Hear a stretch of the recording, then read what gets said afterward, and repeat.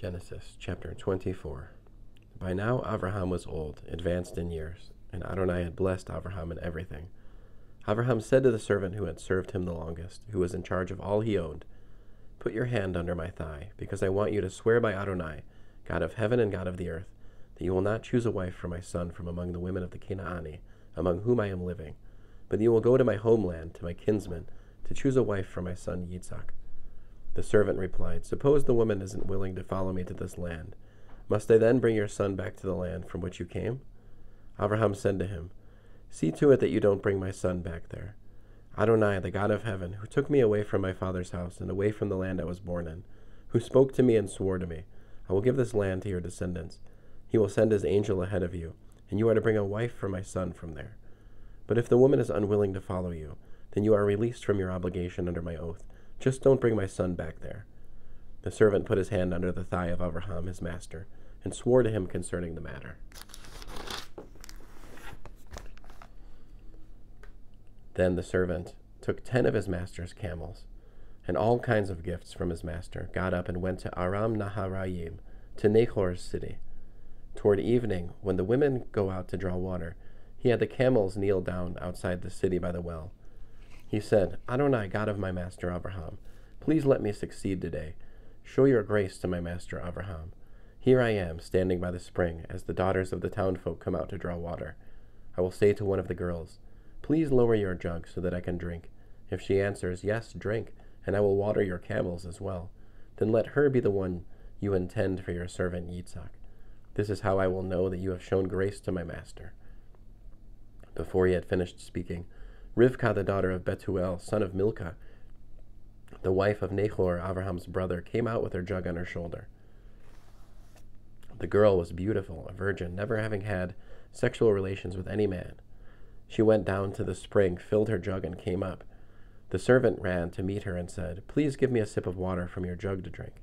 "Drink, my lord," she replied, and immediately lowered her jug onto her arm and let him drink. When she was through letting him drink, she said, "I will also draw water for your camels until they have drunk their fill." She quickly emptied her jug into the trough, then ran again to the well to draw water, and kept on drawing water for all his camels. The man gazed at her in silence, waiting to find out whether Adonai had made his trip successful or not. When the camels were done drinking, the man took a gold nose ring weighing 1/5 of an ounce and 2 gold bracelets weighing 4 ounces and asked, "Whose daughter are you? Tell me, please. Is there room in your father's house for us to spend the night?" She answered, "I am the daughter of Bethuel, the son Milcah bore to Nahor," adding, "We have plenty of straw and fodder and room for staying overnight." The man bowed his head and prostrated himself before Adonai. Then he said, "Blessed be Adonai, God of my master Avraham, who has not abandoned his faithful love for my master, because Adonai has guided me to the house of my master's kinsman." The girl ran off and told her mother's household what had happened. Rivkah had a brother named Laban. When he saw the nose ring and the bracelets on his sister's wrists besides, and when he heard his sister Rivkah's report of what the man had said to her, he ran out to the spring and found the man standing there by the camels. "Come on in," he said, "you whom Adonai has blessed. Why are you standing outside when I have made room in the house and prepared a place for the camels?"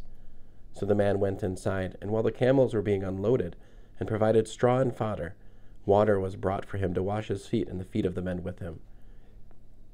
But when a meal was set before him, he said, "I won't eat until I say what I have to say."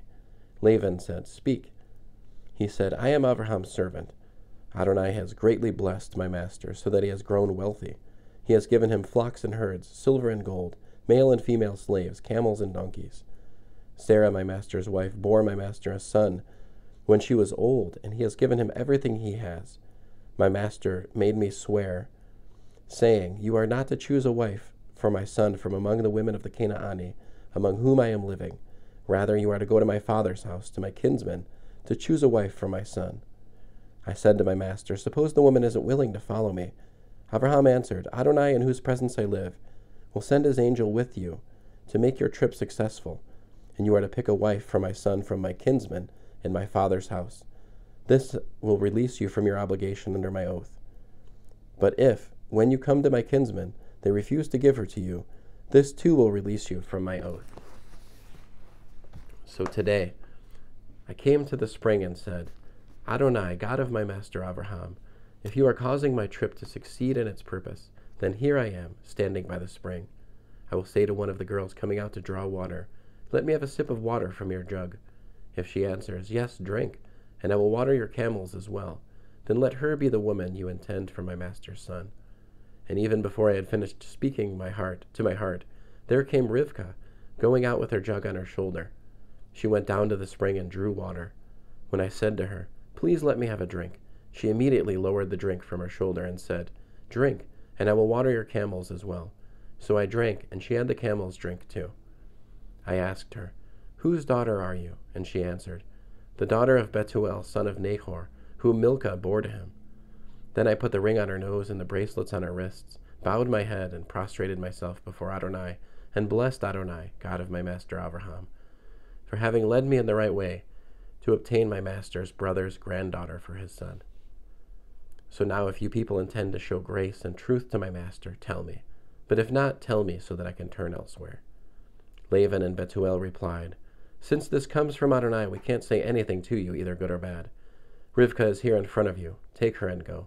Let her be your master's son's wife, as Adonai had said. When Abraham's servant heard what they had said, he prostrated himself on the ground to Adonai. Then the servant brought out silver and gold jewelry, together with clothing, and gave them to Rivkah. He also gave valuable gifts to her brother and mother. He and his men then ate and drank and stayed the night. In the morning they got up, and he said, send me off to my master. Her brother and mother said, let the girl stay with us a few days, at least 10. After that she will go. He answered them, don't delay me, since Adonai has made my trip successful, but let me go back to my master. They said, we will call the girl and see what she says. They called Rivkah and asked her, will you go with this man? And she replied, I will. So they sent their sister Rivkah away with her nurse, Abraham's servant and his men. They blessed Rivkah with these words, our sister, may you be the mother of millions, and may your descendants possess the cities of those who hate them. Then Rivkah and her maids mounted the camels and followed the man. So the servant took Rivkah and went on his way. Meanwhile Yitzhak, one evening after coming along the road from Bir Lachai Roi, he was living in the Negev, went out walking in the field. As he looked up, he saw camels approaching. Rivkah too looked up, and when she saw Yitzhak, she quickly dismounted the camel. She said to the servant, who is this man walking in the field to meet us? When the servant replied, it's my master, she took her veil and covered herself. The servant told Yitzhak everything he had done. Then Yitzhak brought her into his mother Sarah's tent, and took Rivkah, and she became his wife, and he loved her. Thus was Yitzhak comforted for the loss of his mother. End of Genesis, chapter 24.